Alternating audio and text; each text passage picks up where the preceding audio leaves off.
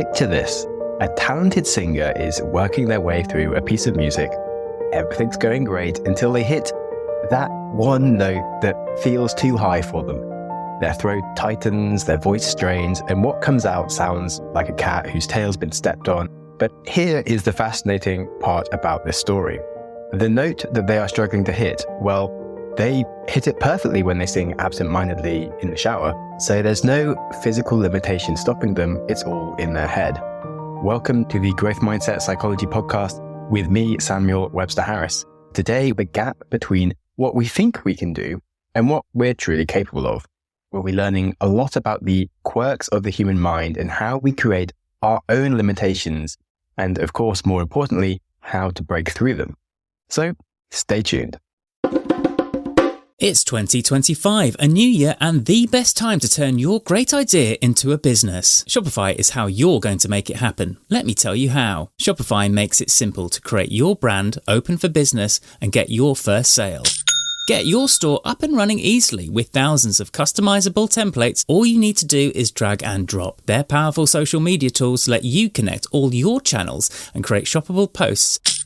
Established in 2025. Has a nice ring to it, doesn't it? Sign up for your $1 per month trial period at shopify.com/promo. All lowercase. Go to shopify.com/promo to start selling with Shopify today. Shopify.com/promo. Love, exciting and new. Hello, Hannah Waddingham here. Have you seen the fabulous new Sun Princess? World-class entertainment, exceptional dining, and the greatest pizza ever. It's alive. Don't miss our Come Aboard sale with up to 40% off and free room upgrades. Visit princess.com or call your travel advisor to book. Princess Cruises.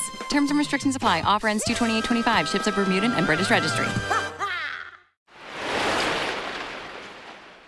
The only real limits that exist upon you are those set in stone by the laws of physics. All other limitations that you live within are actually limitations controlled within your own mind.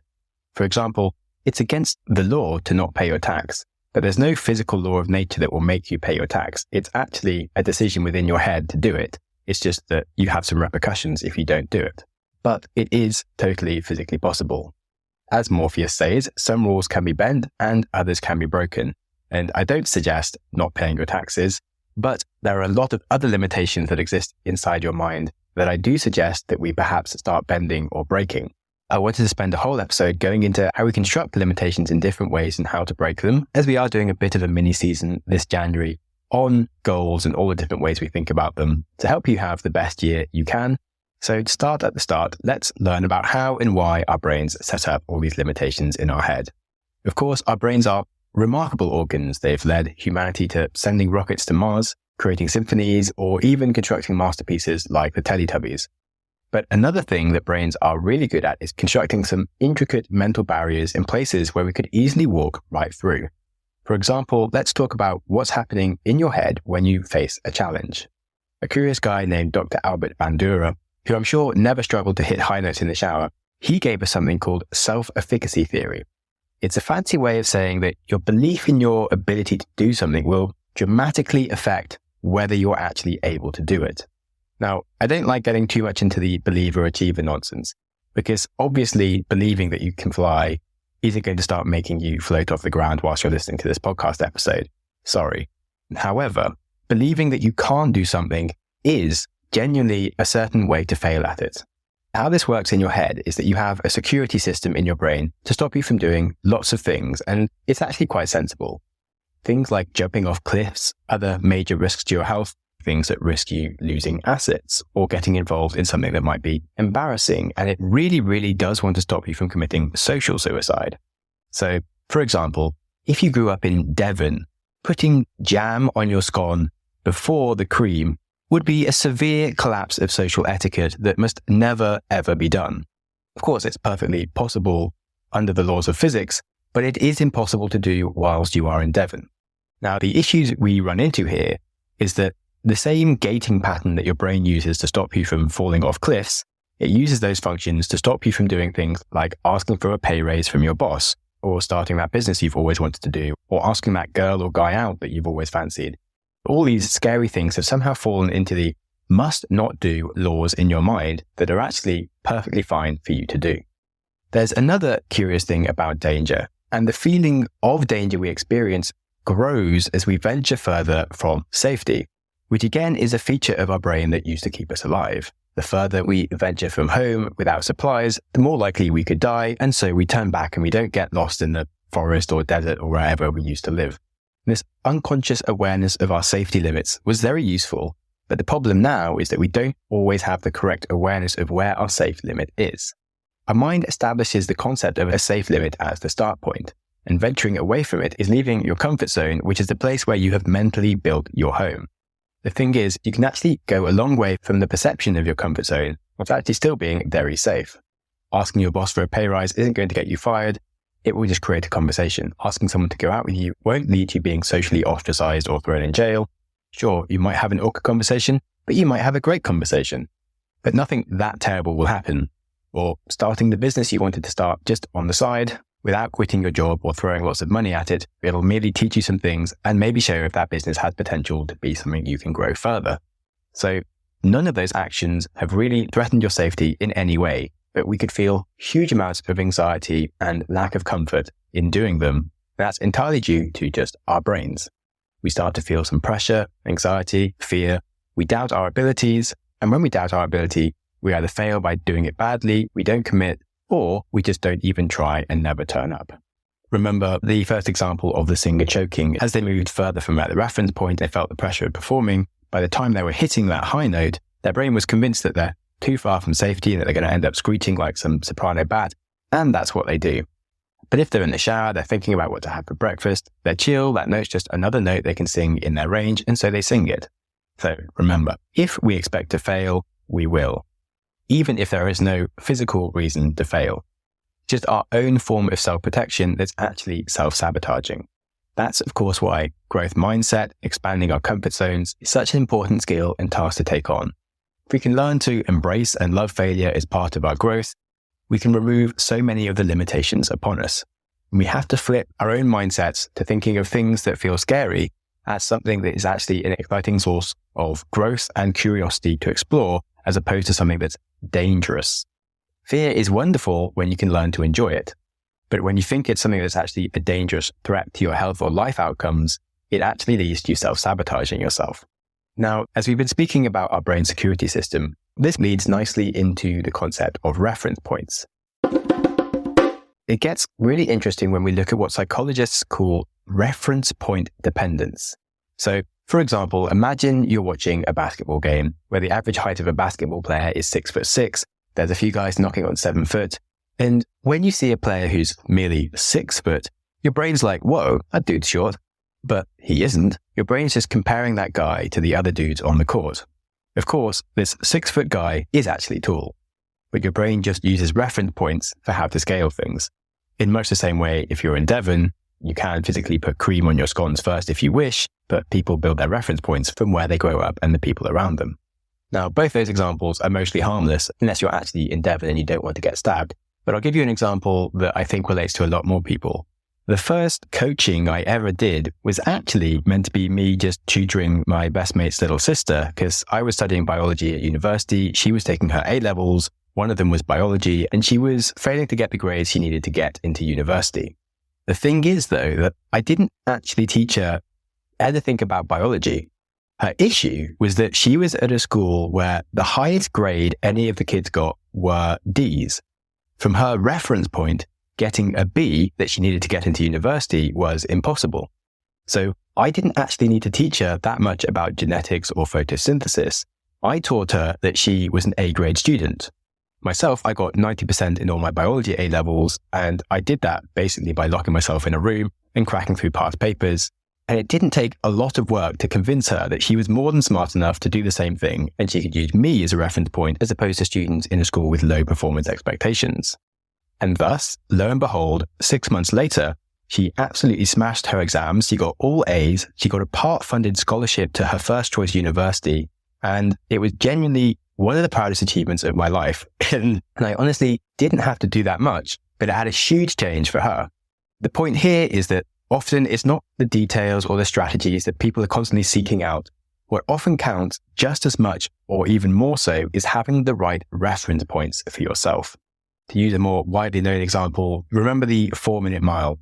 Years it sat there like a brick wall in the minds of runners around the world. Doctors even wrote papers about how it could be physically impossible to run the 4-minute mile. But then, in 1954, Roger Bannister came along. He was like, hold my stopwatch, broke right through that wall, and within just a year, several other runners did too. This wall that doctors had said was physically impossible was completely in the mind. These days, modern athletes regularly run miles under 4 minutes, and they're not genetically different from runners in the 1950s. Okay, maybe they have better shoes. But the biggest thing is they don't have the mental barrier anymore, and they have increasingly higher expectations of themselves. As psychologist Carol Dweck says, after all, so much of performance is about mindset. Her research shows that people who believe their abilities can be developed will consistently outperform those who believe their abilities are fixed.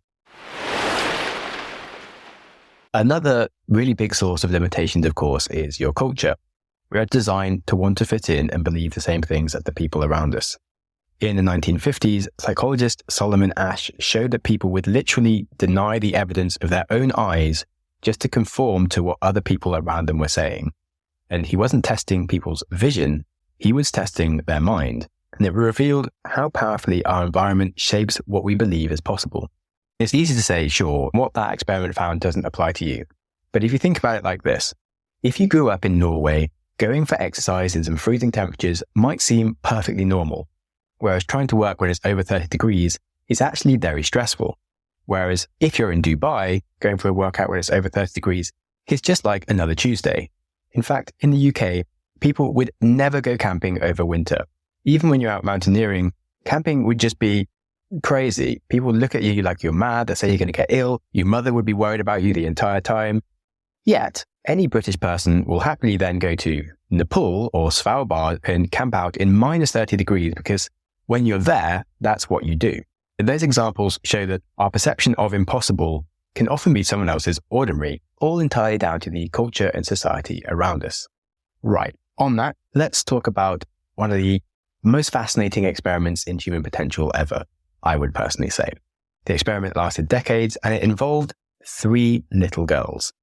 In the 1960s, Laszlo Polgar, a Hungarian educational psychologist, made a very bold claim. He said that genius is made and not born. This flew in the face of people who said things like Mozart was a born genius who was pitch perfect as a 3-year-old, etc. So what Polgar did was he decided to prove it.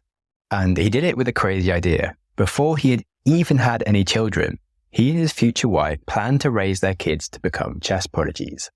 And when people heard this, they probably thought he was a few pawns short of a chess set. After all, everyone knows that chess grandmasters start showing natural talent from an early age, and sure, they need that to be developed, but they need the inherent talent first to be able to progress. Kind of like in the Harry Potter series, where if someone shows they're able to create magic, then they can go to Hogwarts. Otherwise, the average person is just never going to become a wizard. However, Laszlo proved when it came to becoming a chess genius, this wasn't true. His 3 daughters, Susan, Sophia, and Judith, all became chess powerhouses. Judith was the youngest, and she became the strongest female chess player in history. She beat world champions like Garry Kasparov. She reached grandmaster status at 15, which broke the infamous Bobby Fischer's previous record. These girls, of course, weren't born with some special chess gene. They simply grew up in an environment where high-level chess achievement wasn't seen as exceptional or impossible. It was just Tuesday.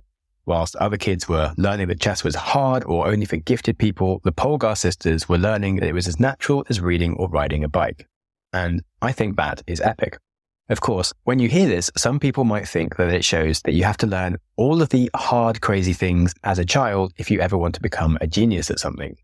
So if you want to be great at chess or achieve perfect pitch or learn a language fluently, then of course you have to start as a toddler, and then that's the only way to ever reach the absolute top levels. But you're probably expecting me to say this, but that expectation is completely wrong. And it's another limitation that we place on ourselves. Now, of course, in one regard, your brain is in its most untouched state when young and has the least entrained neural pathways, etc.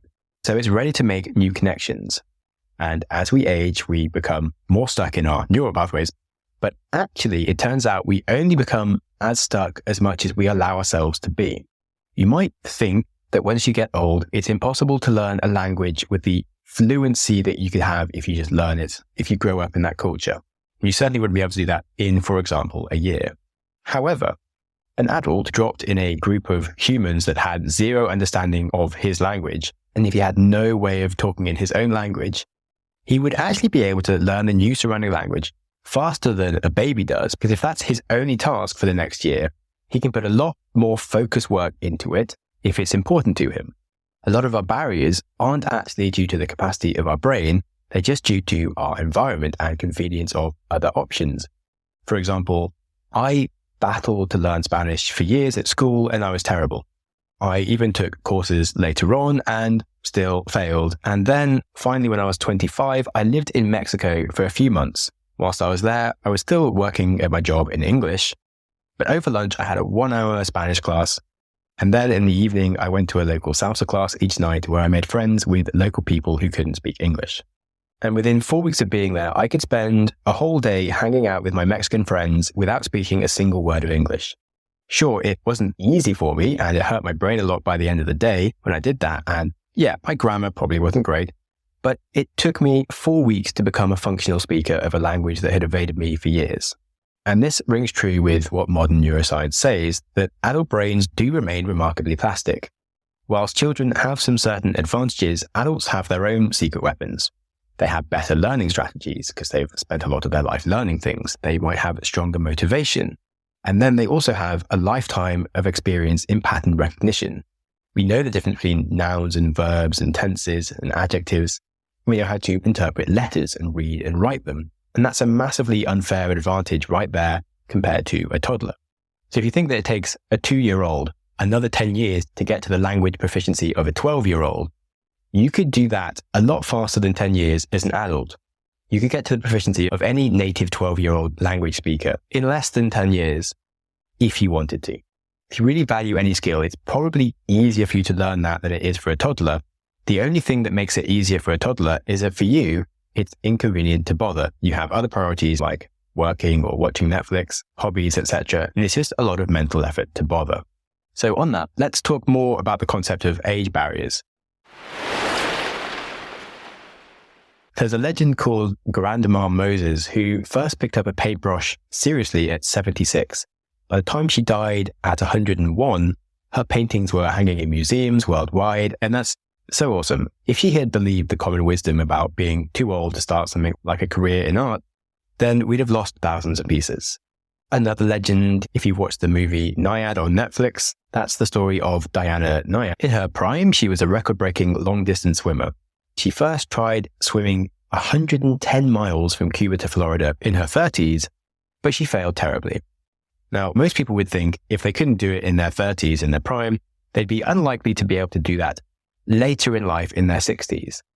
But Diana Naiad did not think that. Instead, she decided to try again in her 60s, and she continued to fail. She had 3 or 4 failed attempts before she eventually made the 110-mile long swim at the ripe old age of 64 years old, which is absolutely nuts. She spent 53 hours non-stop in the water fighting jellyfish, exhaustion, and she wasn't allowed to touch anyone or anything the entire time. The physical feat of that is absolutely nuts, and it really does prove that our capacity and limitations are not necessarily what society says they should be. Another fun fact I found whilst I was getting a little too excited on Wikipedia was Colonel Sanders was in his 60s when he finally started franchising Kentucky Fried Chicken. He drove all around the country, sleeping in his car, getting rejected over 1,000 times before someone actually said yes to his unique blend of herbs and spices, which, despite the fact that I really am not a big fan of KFC, I still can't help but admit that that's kind of cool. Also, he only started it because he was given a petrol station and he had a little side restaurant on it where he cooked all sorts of different things, one of which was a recipe for his Kentucky Fried Chicken, but he also had like ham and steaks and all sorts, and that shows the power of bothering to focus on one thing, and does show that you can start a giant monopolizing chain of restaurants later in your 60s if you wanted to. Anyway, I'm not trying to quote hustle porn at you with these examples. If you happen to be in your 60s or 70s and enjoying your life, you don't need to have some unrealistic expectations set upon you just to make you feel unhappy. I'm just giving these examples to remind people that we are often more capable than we might think we are. We will be having a pause for a quick advert break and then move on to talk about the realities of human potential, other strange barriers in our head like how age affects our thoughts at every age, and fun stuff like placebos, environment design, and turning your kids into chess grand masters. All of that coming up after the break.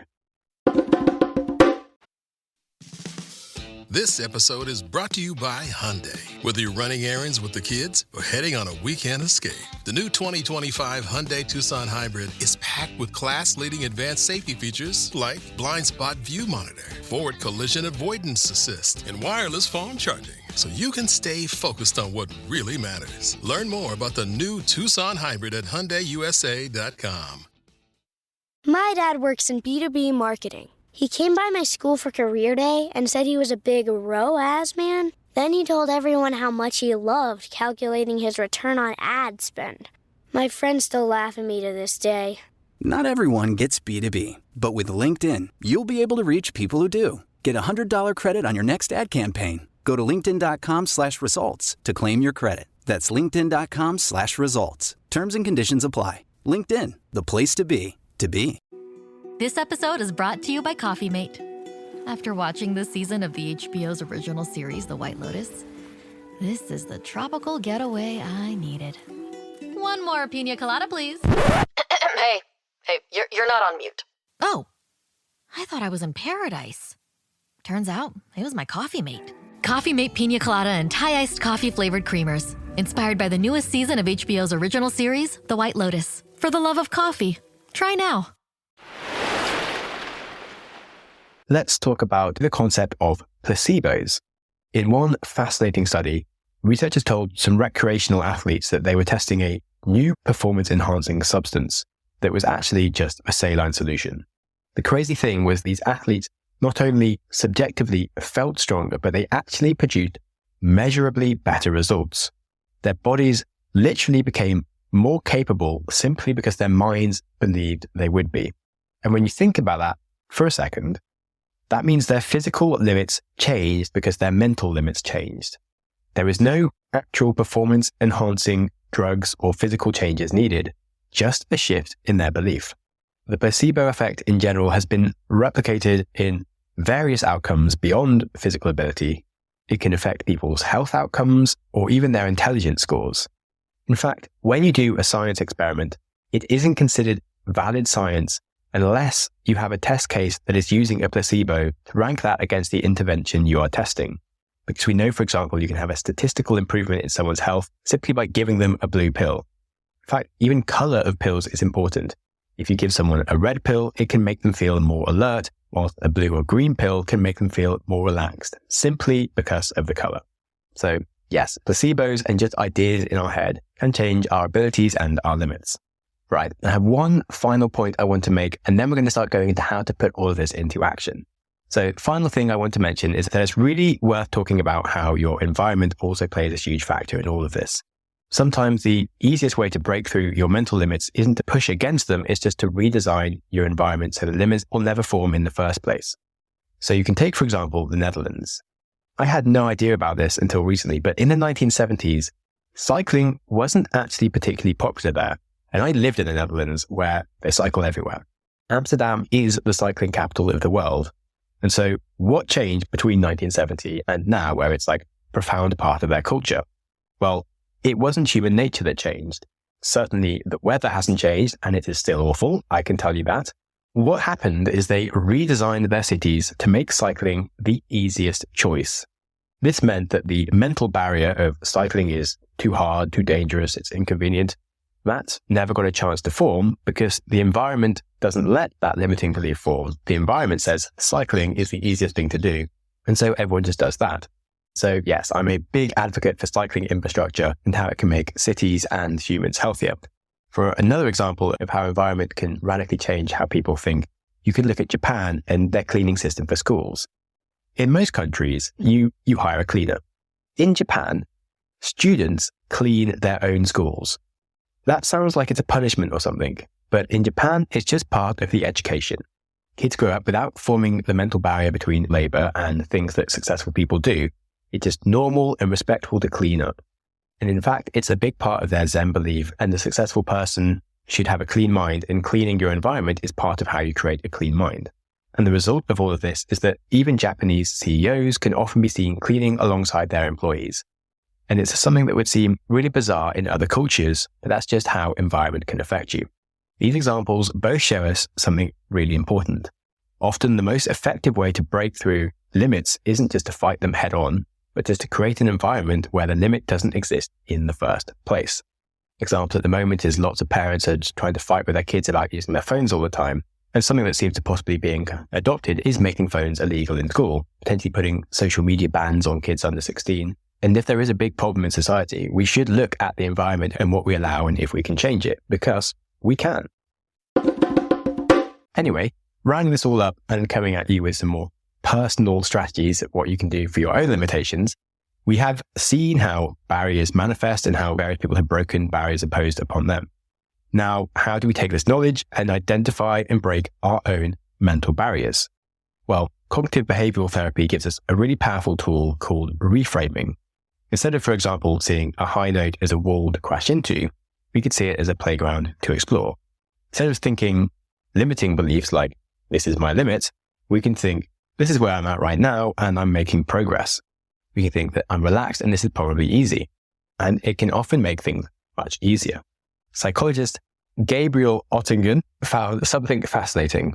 Positive thinking is nice. What really works is something called mental contrasting. And it's like having a GPS for your goals. You need to know both where you want to go and where you are right now. And here's how you can put it into practice. Firstly, question your limits. If you hit a wall, you can ask yourself, is this a law of physics or just a law in my mind? So for example, maybe you get distracted a lot. Maybe you think you're a little bit or a lot ADHD and you can't fight it.